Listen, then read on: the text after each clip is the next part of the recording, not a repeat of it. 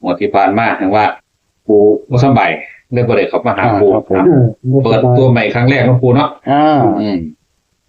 โอ้ติดต่อช่วยติดต่อเข้ามาได้โอ้ยบ่ธรรมดาเด้ครับผมตั้งเป็นเดือนเนาะปูไปว่างให้มาตัวนั้นก็ไปชวดอยู่ไสกับปูไปชวดที่บ้านในกวนนนทวันไปชวดสวนนนทวันไปงานเป็นครับผมเอาเป็นงานบุญรถสินติไปงานนั่นศาลาเป็นยกโซฟาเป็นอันปูวัดเท่านี้คือได้ยินว่ามีลูกแก้วลูกแก้วสึกลูกแก้วลูกแก้วลอยขึ้นเลยแต่ก่อนมันก็มีอยู่นะแต่ก่อนมีลูกแก้วลอยอยู่15 คำเคยมีบ่ปู่15 คำมันก็ลอยอยู่มันเป็นมือแท่งโอ้ตัวเป็นมือเพ่งแล้วแต่เป็นมือแท่งครับก็ลอยขึ้นที่แต่ก่อนเป็นลอยขึ้นแล้วเห็นเลยลอยเป็นพุ่งขึ้นแล้วเป็นตุ้งขึ้นเป็นแสงพุ่งขึ้นเลยบ่ปูโ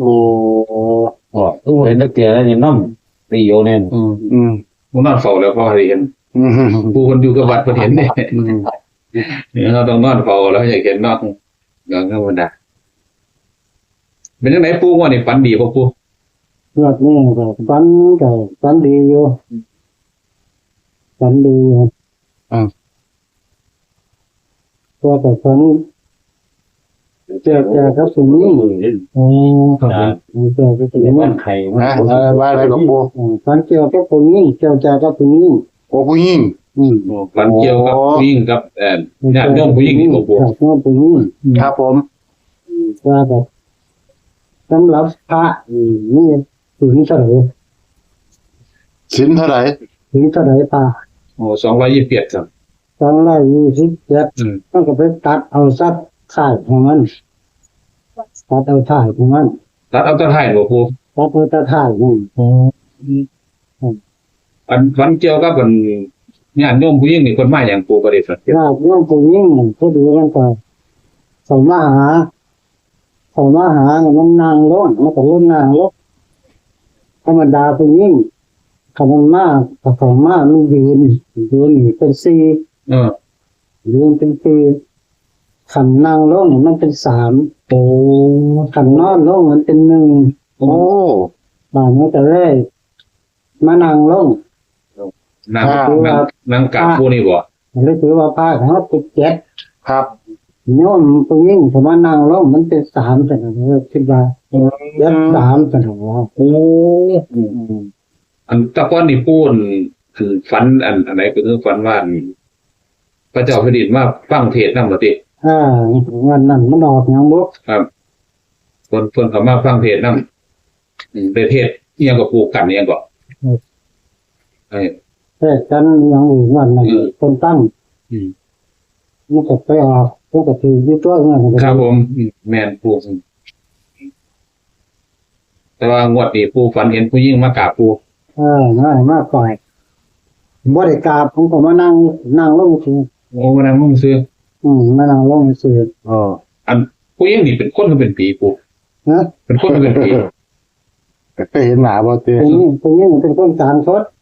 เป็นคนกลางคนบ่ทันได้ตายบ่ยังเป็นคนอยู่บ่มันเป็นคนอยู่อ๋อบ่เป็นผีบ่เป็นผีนั่นน่ะเพิ่นคุยหยังกับปู่มันเป็นไปสิเรื่องโชคหาโชคหาลาภนะโอ้หมายว่าเขามาขอโชคลาภกับปู่ผู้หญิงกันบ่นกันอะไรมาขอโชคของลาภเสียเลขไปแยกญาติพี่น้องมองไปว่ามาขอเลขกับปู่นี่ไปแจกพี่แจกนอกที่เขาพรรษานี่โอ้เตียนเข้าสงกรานต์นี่บัดนี้บอกอยู่หั่นผู้หญิงเพิ่นบอกเลขปู่มันบางเวลามันสิบอกเลขมันก็บอกอยู่มันก็บอกว่ามันก็บอกเป็นในอยู่แสดงว่าผู้หญิงผู้นี้มาหาปู่รู้ตัวนี้มาเลยครับมาหาปู่เลยบอกเป็นในอยู่ว่าจังได๋ปู่ก็ว่ามันก็บอกว่ามื้อนี้วันที่เท่าใดมื้อนี้วันที่เท่าใดกันเท่าว่า ว่าวันที่8ที่9มันก็ว่าบ่แม่นอยู่หั่น โอ้ โอ้ ก็ว่าบ่แม่นหยังแต่ว่าวันที่8ที่9มันก็บ่แม่นวันที่เท่าใดก็ว่าวันที่เท่าใดขนาดกันแต่ว่าตรงนั้นบ่แม่น อ่า มันก็ว่าวันที่15 16นี่แล้วว่าซั่น โอ้ เราก็ปู บอกมันเว้าจังซั่น ที่จริงแล้วมื้อนี้วันที่8ที่9 อ่า แต่ แต่มันว่าวันที่15ว่าซั่น โอ้แสดงว่าเพิ่นบอกเลขของคุณว่า เลขจะเด็กถึงเลขเมียถึง เมียเป็นตีหาพอดีว่า ครับ แก่พอดีที่ปู ฝากลูกฟ้ามีแต่บาททั้งตัว ใครจะได้เวลาว่าที่ปู แล้วก็มีเท่านั้นล่ะ ครับโอ้เขาว่าวันที่16วันที่ปู เออ แต่ว่าปูมันตีเป็นอิหยังก็ปู แต่มันก็มาก็ตีเป็น73 โอ้ อ่า ปูตีเป็น73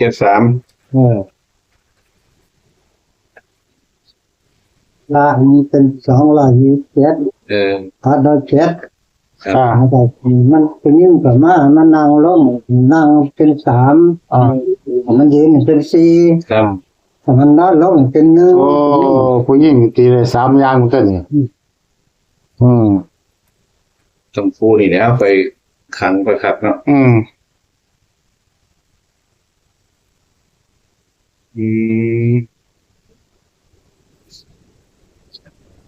มาหาซื้อกับมาถามมาวันที่เท่าไหร่ครับพี่ปู อืม ต้องไปกับต่อว่าวันที่8ที่9ตัวมันก็บ่แม่น โอแมนตี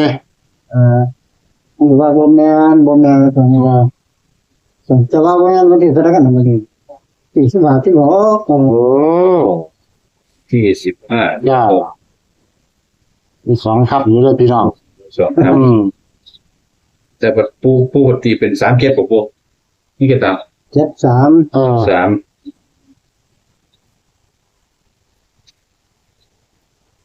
นี่3ปูกับ15 16 8 9เลย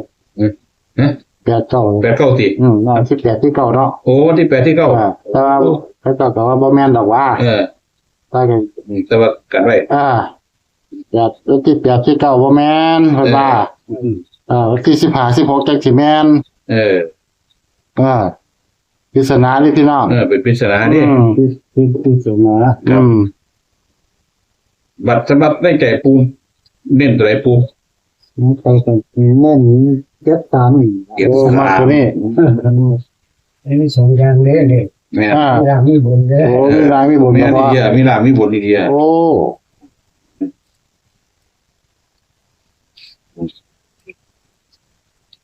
ปูเน้น73แต่คนบอกว่าบ่แม่นวันที่15 16มันจะพี่เหลียตัวอยากเชื่อพี่เหลีย15 ชั่วโมงแล้วเนาะโซ่ปานนั้นเนาะ ตัวแม่นติ ถึงแล้ววันที่15 16กันละว่าโอ้ย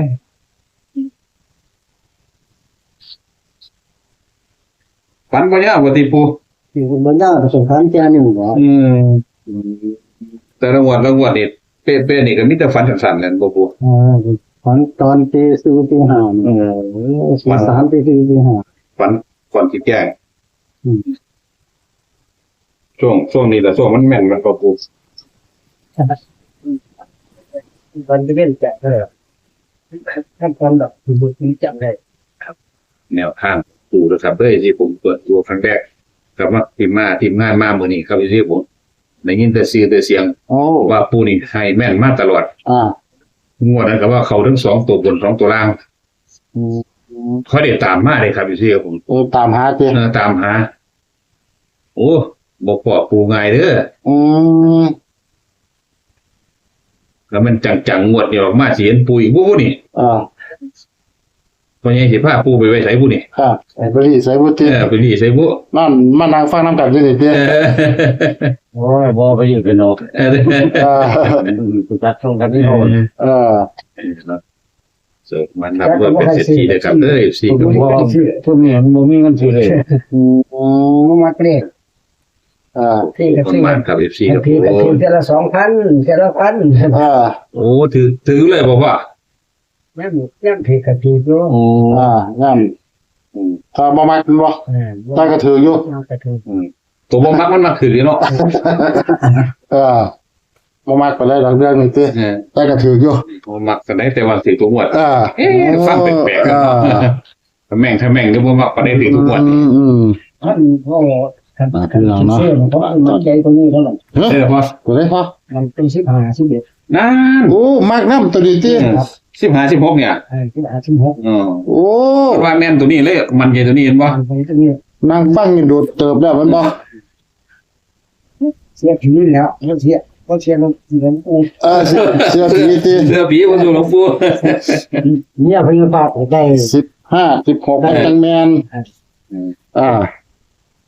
นะพี่น้องเนาะ ซื้อ3 ตอน 5 ที่ทุกคนครับผ